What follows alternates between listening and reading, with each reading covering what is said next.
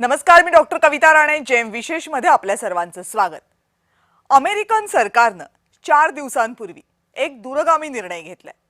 भारतात त्याची फारशी चर्चा झालेली नाहीये, पण त्याचे परिणाम मात्र खोलवर जाणवणार आहेत. भारतालाही जाणवतील. अँथ्रोपिक या कंपनीच्या एआय उत्पादन क्लॉडची एक ताजी आवृत्ती क्लॉड फेबल 5 आणि मायथॉस 5 वर अमेरिकेनं निर्बंध आणलेत. हे दोन मॉडेल्स फक्त अमेरिकन नागरिकच वापरू शकणार आहेत. अँथ्रोपिकचे बिगर अमेरिकन नागरिक सुद्धा याची मदत घेऊन काम करणार नाहीत, असा हा आदेश आहे. आता तुम्ही म्हणाल, यानं काय होणार? याचं उत्तर आहे बरंच काही. याचं कारण आहे, भारतासह अनेक देशांमधील आयटी कंपन्या क्लॉडची उत्पादनं वापरून आपले ॲप्स बनवतात किंवा आपले सॉफ्टवेअर विकसित करतात. हे समजून घेण्यासाठी आपण यंत्र आणि उत्पादनाचं उदाहरण घेऊयात. यामध्ये क्लॉडचं फेबल आणि मायथॉस ही मॉडेल्स यंत्रासारखी आहेत. ती वापरून अनेक आयटी कंपन्या आपली उत्पादनं बनवतात. पण यंत्रच बंद झालं तर ते कधी आणि कुणी वापरायचं हे अमेरिका सांगू लागली तर? म्हणजे एखादं ॲप अर्ध बनवून झालं असेल आणि त्याचं एपीआयच बंद झालं तर मग? खरं तर प्रश्न असं झालं तर काय असा नाहीये, कारण तसं व्हायला सुरुवात झाली आहे. अमेरिकन सरकारनं या निर्णयामागे सायबर सुरक्षेचं कारण दिलंय. ते पूर्णतः चुकीचं किंवा पूर्णतः खोटं नाहीये, रास्त आहे. पण त्याच्या नावाखाली भविष्यात क्लॉड किंवा ओपन एआयच्या उत्पादनांचं शस्त्रीकरण, वेपनायझेशन अमेरिकेनं सुरू केलं तर काय? ज्या प्रकारे तेल, डेटा, स्विफ्ट पेमेंट सिस्टीम आणि डॉलरचं शस्त्रीकरण अमेरिकेनं अनेकदा केलंय आणि त्याच्या माध्यमातून जगामध्ये अमेरिका महासत्ता म्हणून उदयाला आली आहे, आत्ताही अमेरिका एआयच्या बाबतीत तेच करते. एआयचंही शस्त्रीकरण होणार हे आपण गृहीत धरायला हवं आणि त्याचे विपरीत परिणाम भोगावे लागणार नाहीत, यासाठी प्रयत्न आणखी जोमानं करायला हवेत. मुळात अमेरिकेनं हे पाऊल का उचलले, याच्या मागेही अनेक कारण आहेत. त्यावर एक नजर टाकूया. यातलं पहिलं कारण आहे ते म्हणजे सायबर सुरक्षा.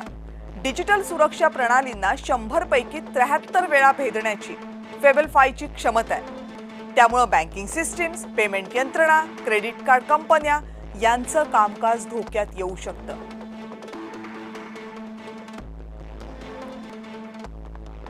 इतकं आधुनिक एआय मॉडेल हे शत्रूच्या हातात जर गेलं तर ते परवडणारं नाहीये. आता याच्यामध्ये हॅकिंगचा धोका मोठा आहे.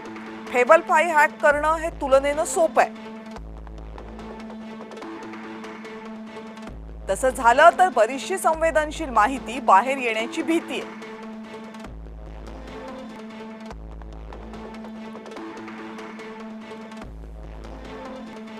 आता याला काही भूराजकीय कारणं सुद्धा आहेत. जिओपॉलिटिकल रिझन्स आहेत यासाठी. चीनी आणि रशियन कंपन्या यांना फेबल 5 चा वापर करता येऊ नये अशी अमेरिकेची इच्छा आहे, कारण तंत्रज्ञानात अमेरिका नेहमी अग्रेसर राहिलेली आहे. त्यामुळे ही आघाडी चीनला सोपवणं हे अमेरिकेला परवडणार नाही. याशिवाय टेक जगतामध्ये अमेरिकेचंच वर्चस्व राहावं ही अमेरिकन सरकारची इच्छा आहे, कारण सध्याच्या जगामध्ये ज्यांचं टेक जगामध्ये वर्चस्व त्यांचं अवघ्या जगावर वर्चस्व.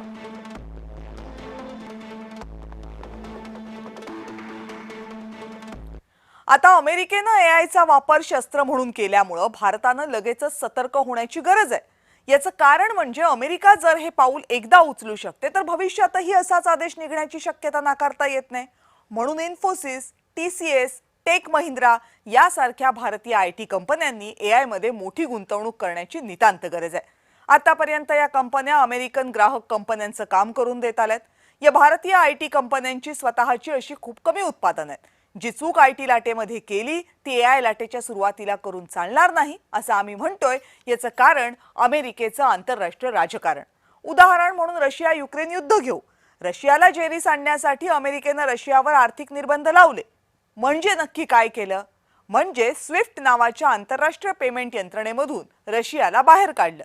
त्यामुळे रशियन कंपन्या किंवा रशियन सरकारची अरबो डॉलर्सची पेमेंट अडकली, ज्याचा परिणाम थेट विकास योजनांवर झाला. तंत्रज्ञानाचं शस्त्रीकरण म्हणतात ते हे. इराण आणि उत्तर कोरियावरही अमेरिकेनं असेच निर्बंध लादलेत. अलीकडे इराण युद्ध सुरू झाल्यावर रशियाकडून कुणी तेल घ्यायचं आणि कुणी घ्यायचं नाही याचेही फरमान अमेरिका सोडत होती. हे झालं तेलाचं शस्त्रीकरण. याच प्रकारे एआयच्या शस्त्रीकरणाचा फटका भारताला बसू द्यायचा नसेल तर आत्तापासून निर्णायक पावलं टाकण्याची नितांत गरज आहे.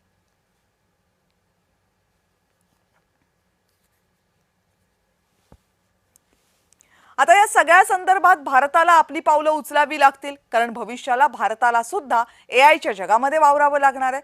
काय पावलं उचलावी लागतील भारताला, यावर एक नजर टाकूया. बघा, परदेशी एआय वर आपल्याला फार काळ मदार ठेवता येणार नाही. ओपन एआय किंवा गुगल जेमिनाय यासारख्या परदेशी जनरेटिव्ह एआय वर फार काळ अवलंबून राहू नये.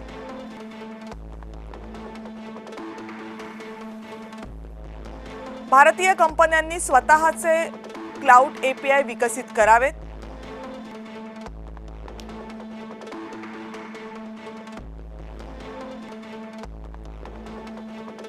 त्याचे सर्व्हर्स भारतामध्ये असतील, त्यामुळे ही सेवा बंद करा असे आदेश इतर कोणता देश आपल्याला देऊ शकणार नाही.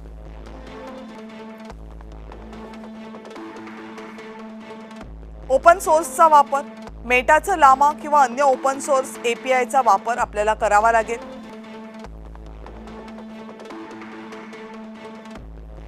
क्लॉड किंवा ओपन एआय सारखे क्लोज सोर्स एपीआय वापरणं हे आपल्यासाठी धोकादायक ठरू शकतं.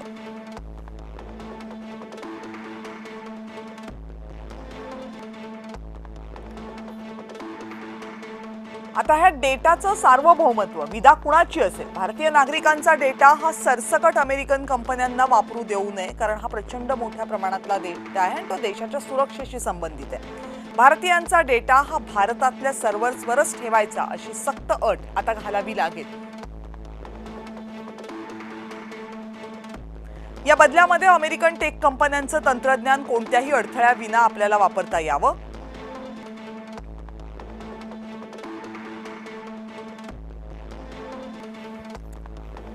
अभियंत्यांचा वापर, अमेरिकेकडे तंत्रज्ञान असेल तर भारताकडे अभियंते आहेत. अमेरिकेतल्या तंत्रज्ञान कंपन्यांना मोठी मदत मिळते ती भारतीय अभियंत्यांचीच. भारताच्या या उपलब्धीचं शस्त्रीकरण करणं गरजेचं आहे. जसं अमेरिका अनेक गोष्टींचं शस्त्रीकरण करतं, तसं आपल्याकडे जर इंजिनियर्स मोठ्या संख्येनं असतील तर त्याचं शस्त्रीकरण भारताला करता येऊ शकतं. अभियंत्यांच्या बदल्यामध्ये तंत्रज्ञान असाही स्पष्ट व्यवहार भारताला ठेवता येऊ शकतो.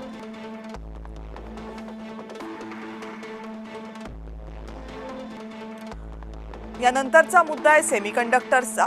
अत्याधुनिक सेमीकंडक्टर चिप्स भारतामध्ये बनवता याव्यात यासाठी प्रयत्न करावेत. सध्या अनेक सेमीकंडक्टर प्लांट्स भारतातल्या वेगवेगळ्या राज्यांमध्ये करण्यासाठी मोठे प्रयत्न केले जात आहेत. यासाठी लागतात ते रेअर अर्थ मिनरल्स म्हणजे दुर्मिळ धातू.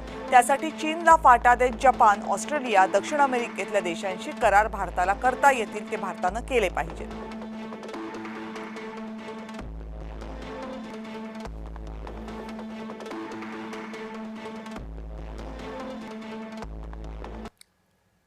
आंतरराष्ट्रीय विषयांचे तज्ज्ञ अनय जोगळेकर यांनी या संदर्भातलं विश्लेषण कसं केले पाहूयात. अँथ्रोपिक कंपनीची फेबल आणि मायथॉस ही जी दोन मॉडेल्स आहेत ती इतकी प्रभावी आहेत की त्याचा वापर गुन्हेगारी क्षेत्रात करता येऊ शकेल अशी स्वतः त्या कंपनीला भीती वाटते. एखाद्या बँकेचं सॉफ्टवेअर त्याचं ॲनालिसिस करून तिथे सायबर अटॅक घडवून आणणं किंवा एखाद्या तुरुंगाचा नकाशा दिला तर त्या नकाशाच्या आधारे तो तुरुंग कशा प्रकारे फोडता येईल ह्याची रणनीती तयार करणं, अशा गोष्टीही या AI करू शकतं. अँथ्रोपिक ही अमेरिकन कंपनी आहे आणि अमेरिकेच्या सरकारने ही जे क्लॉडचं जे मॉडेल होतं त्याच्यात त्यांनी बऱ्यापैकी कमी ताकदीचं मॉडेल समोर आणलं होतं, पण तरी देखील राष्ट्रीय सुरक्षेचा हवाला देऊन अमेरिकेने हे AI मॉडेल अमेरिकेच्या बाहेरच्या लोकांना वापरायला मनाई आदेश कंपनीला लागू केलेला आहे. त्यामुळे संपूर्ण जगात खळबळ उडालेली आहे.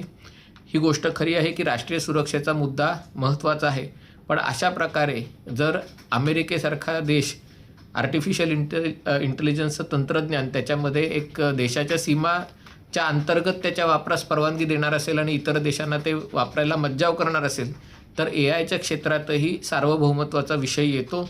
आणि जर एक देश असं करणार असेल तर मग भारतानेही आर्टिफिशियल इंटेलिजन्स क्षेत्रात अमेरिकेच्या किंवा इतर देशांच्या LLMवर किंवा मॉडेलवर अवलंबून राहण्यापेक्षा स्वतःची मॉडेल्स तयार करावी आणि या क्षेत्रात स्वतःचं सार्वभौमत्व सिद्ध करण्यासाठी कामाला लागावं का, अशी ही चर्चा आहे. याचा अर्थ असा नाही की बाकीची AI मॉडेल्स भारतीयांना वापरता येणार नाही, पण या घटनेने भविष्याची चुणूक आपल्याला दाखवली गेलेली आहे.